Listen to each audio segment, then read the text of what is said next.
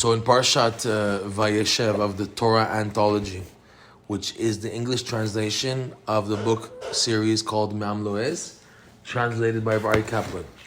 He translated most of the Chumash and some of the Megillas, and he did the Haggadah Shel Pesach, and he passed away in the middle. Rabbi Aryeh Kaplan didn't finish translating the whole set.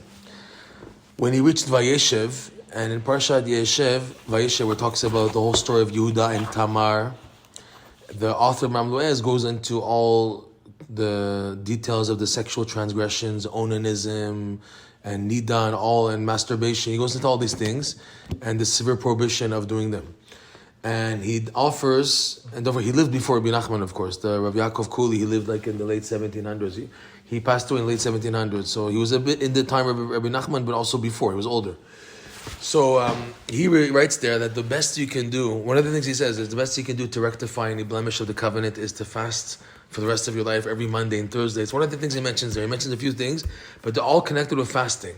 And he says that this is the way that you can rectify it and possibly can help. So Rabbi Kaplan, when translating this piece, he couldn't keep quiet, he couldn't keep silent, and he put in a footnote, okay? The footnote reads like this, unbelievable. The custom, and this is on page 283 of the standard editions of the Torah Anthology on Parshat Vayeshev. So he says, the custom today, as taught by the Hasidic masters, is not to fast, like what Rav Yaakov Culi said above.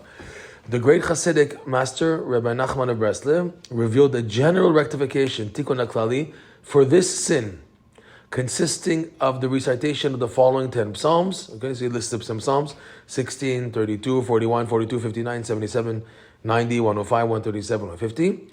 Immersing in the mikveh and reciting these 10 psalms is considered, look at his wording, is considered a complete rectification for masturbation and nocturnal emissions.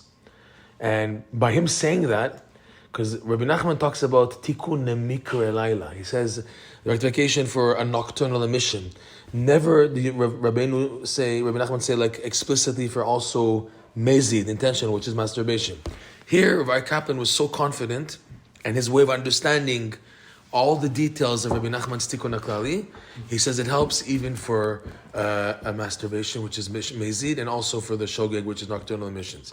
So he put this in a Sephardic book called Me'am Loez, Torah Anthology. It's not just a Sephardic book, it's a beautiful encyclopedia on all of Judaism, Me'am Loez, but it was written by Sephardic Chachamim, and he felt he had to put in this Hasidic point of Hasidic masters in the middle of the Torah Anthology. So the story goes, what I heard, is that the typesetter, back then it was typesetting, this is before now the new technology.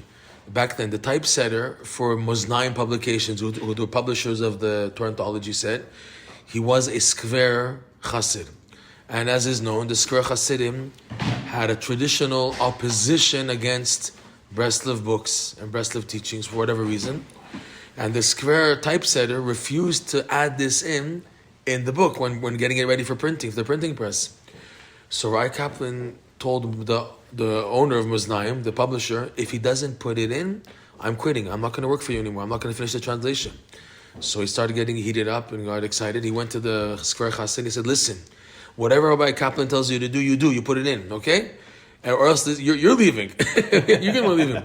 So against his will, no choice, he put in this little piece in the Torah Anthology, Me'am Loez. You can find it again on page 283 of the Parshat Vayeshev. Incredible. Wow.